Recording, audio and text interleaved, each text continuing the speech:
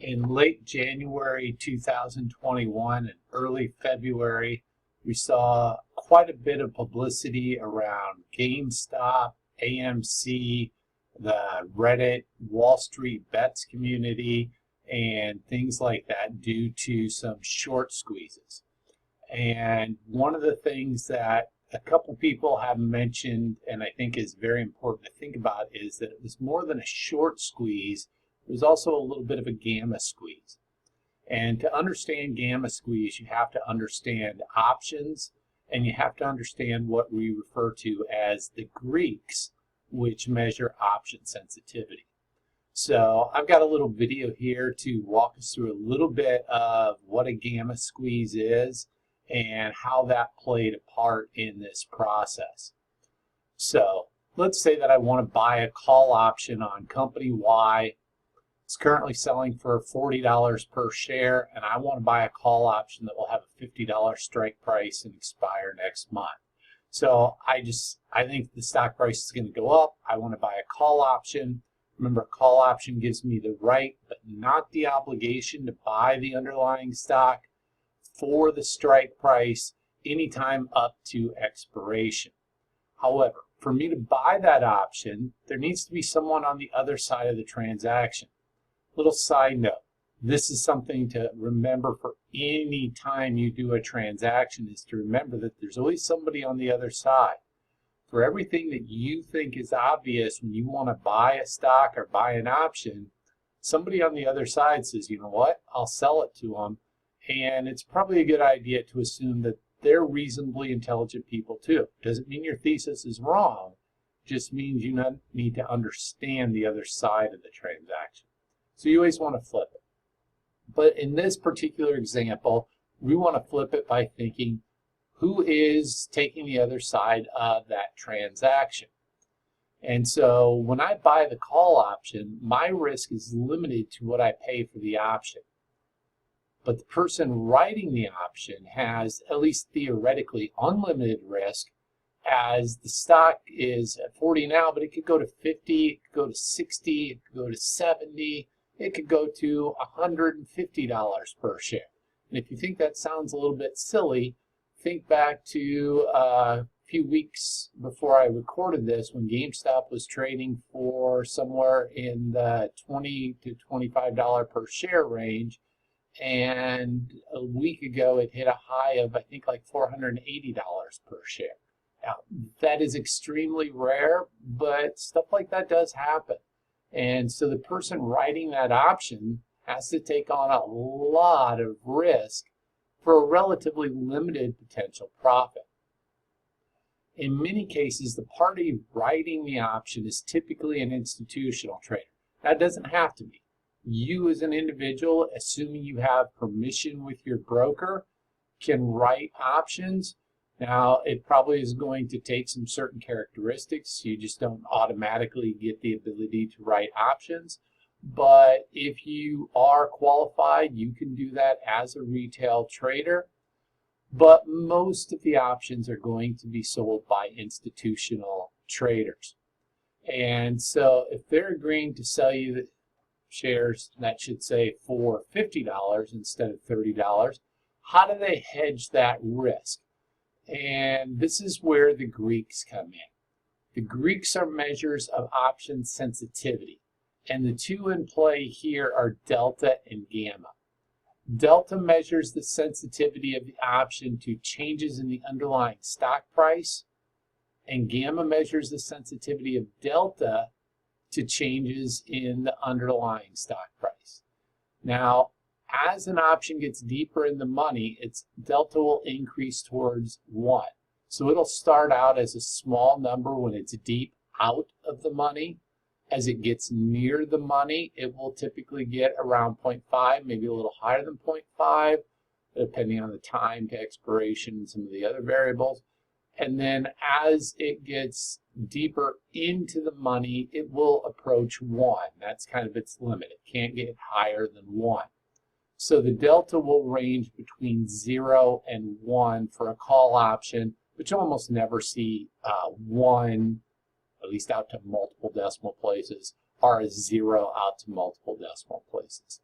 So somewhere between 0 and 1. But what's important is the delta does not move in a linear fashion.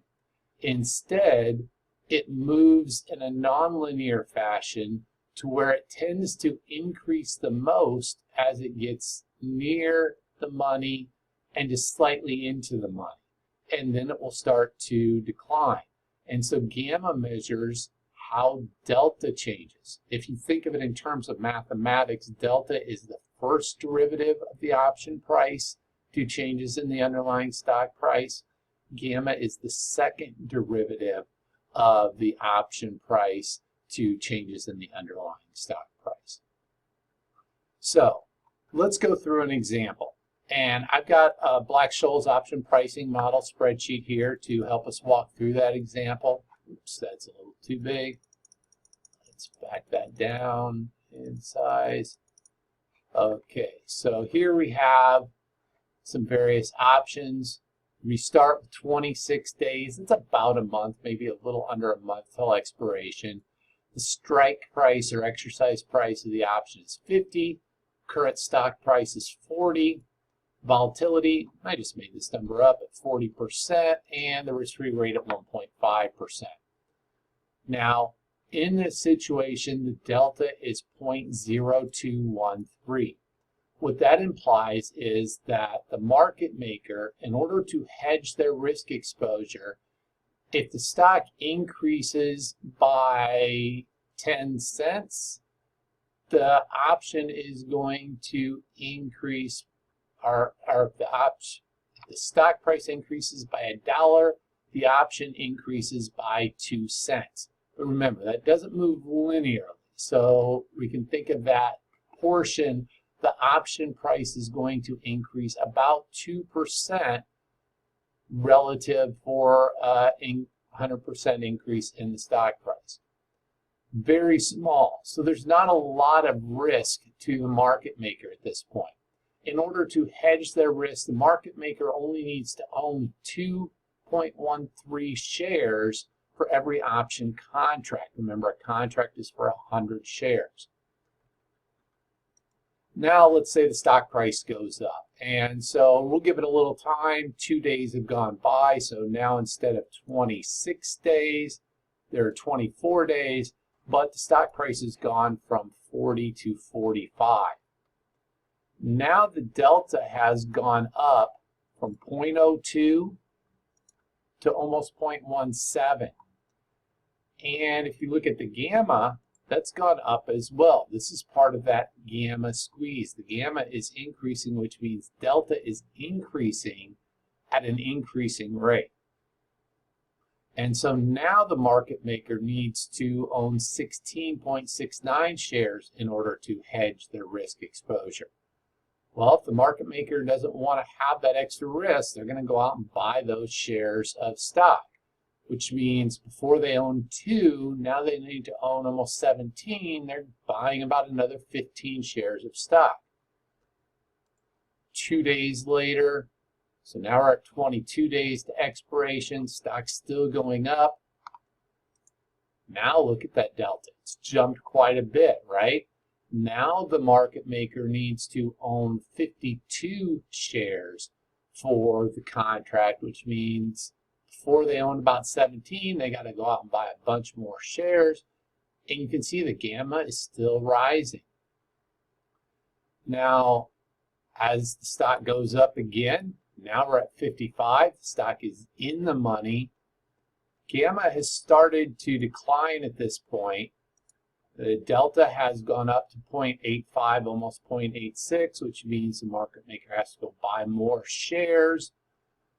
And finally, over here in the last spot, we can see stock's up to 60. Delta's increased again, but now gamma is starting to shrink back down. It's small again, and the market maker only needed to buy about 13 more shares in order to get the price or get their risk exposure. So the market maker went from buying about 14 shares to buying about 35 shares to buying about 33 shares to buying about 13 shares. And so you can see the demand for the stock was increasing and then finally started to decrease at the end. So let's go back now here and we can kind of see what's happening. This kind of talks through that story, but you can see the incremental buying for the market maker, the person that wrote the option contract. They had to start by buying 2.13 shares. That's not going to have much impact on the market. But as the price goes up, they have to buy more and more shares. And you can see the incremental shares over here that the market maker has to buy. So they're buying quite a few more shares to protect their risk exposure. And that is going to increase demand for the stock.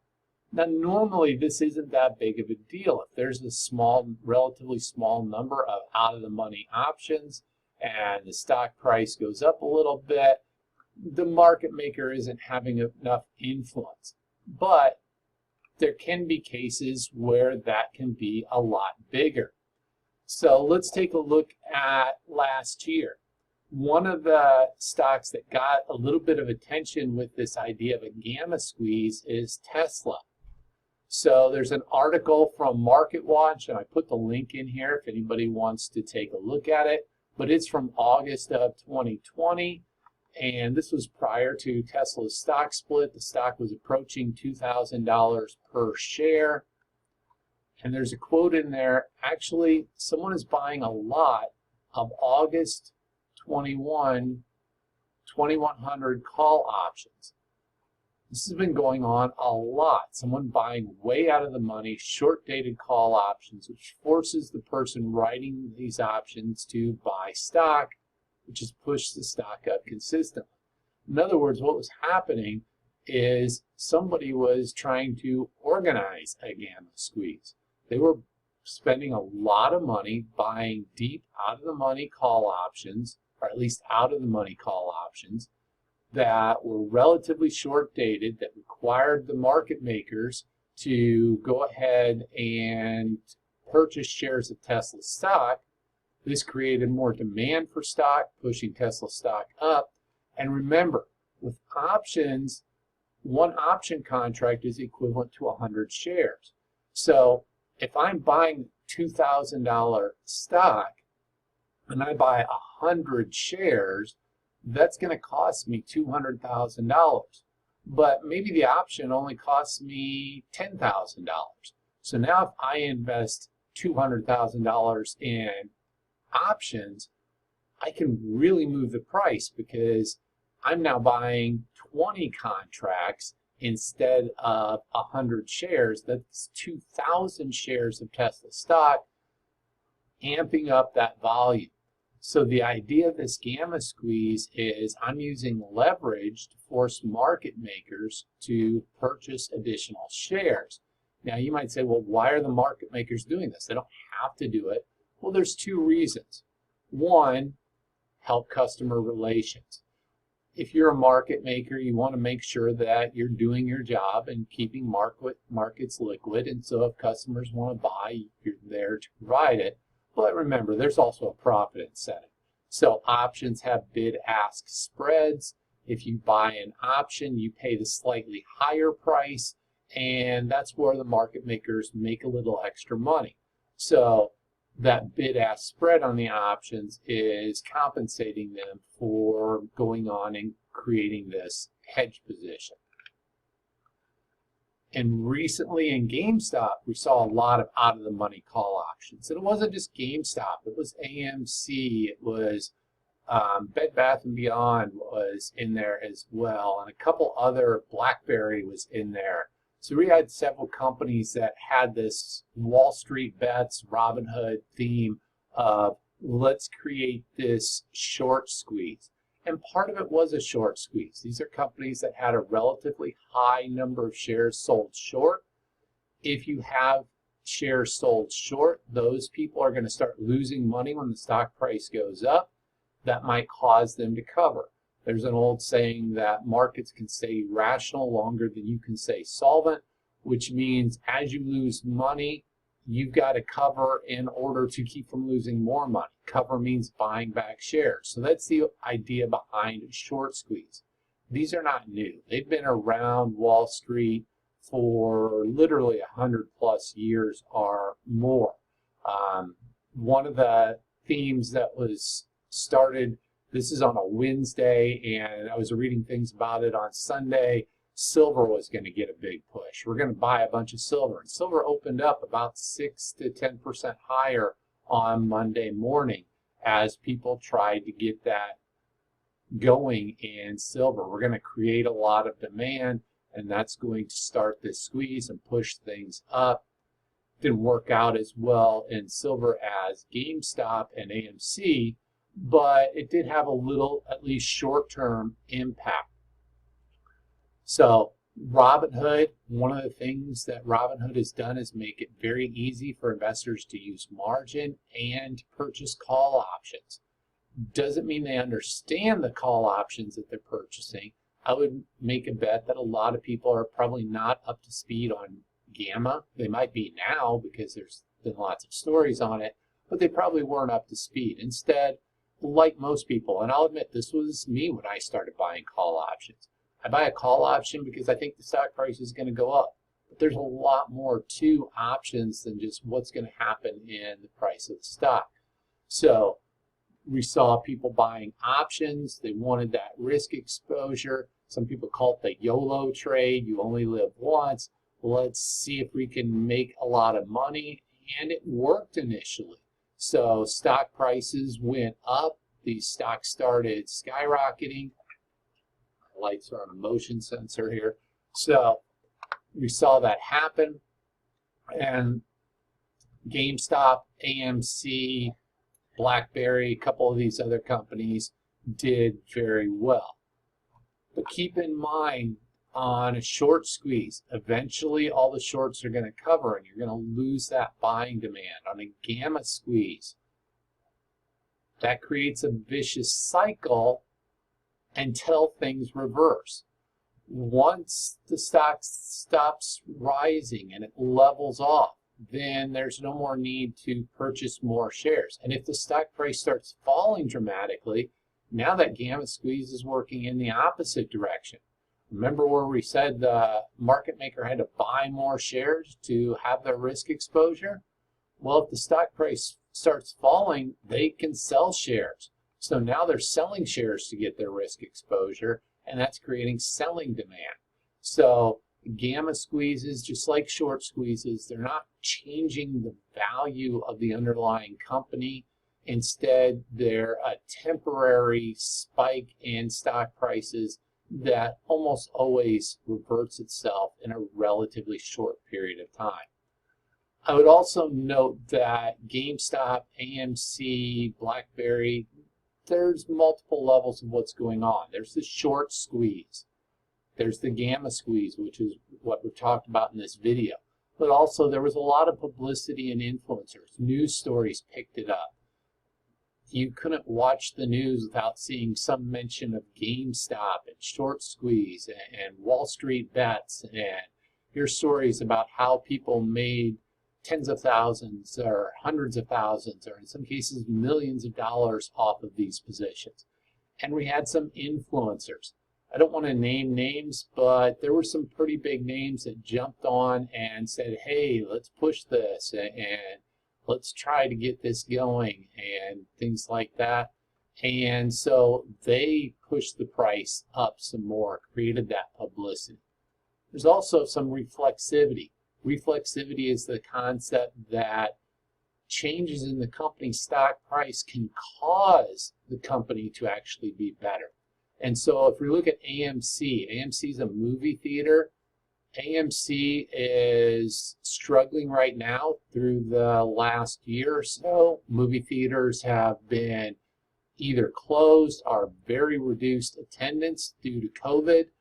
And so AMC, which owns a bunch of movie theaters, has not been able to operate efficiently. There's been a lot of concern about them going bankrupt. But as this short squeeze was put on and the gamma squeeze, AMC stock price rose from $3 up to the teens. Well, all of a sudden, if a stock that was trading for $2 or $3 is trading for $15, and the company can sell shares of stock at this price, their chance of bankruptcy drops dramatically. And AMC was able to do that. They issued new shares of equity capital in a seasoned equity offering.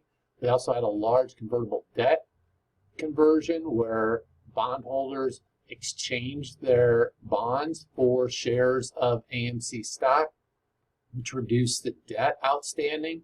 And all of this helped make AMC a lot more financially sound, a lot more credit worthy. Doesn't necessarily eliminate the possibility of bankruptcy, but it greatly reduces the probability of bankruptcy. So the run-up in AMC stock actually helped AMC as a company. And that's the concept of reflexivity. And it can work in a positive direction. It can also work in a negative direction. If the stock starts going down, people start questioning the company. They may lose customers. They may lose suppliers. And so changes in the stock price can cause changes in the same direction to the actual company. And that's the concept of reflexivity. So hopefully this gives you a little bit better idea of what a gamma squeeze is, how it ties into out-of-the-money call options, and maybe a little bit of what's been going on with the GameStop Wall Street bet story. Gives you a little more exposure to that. You'll probably understand this a lot better if you have a better grasp on options. But even if you're only familiar with options, this can kind of help explain what a gamma squeeze is.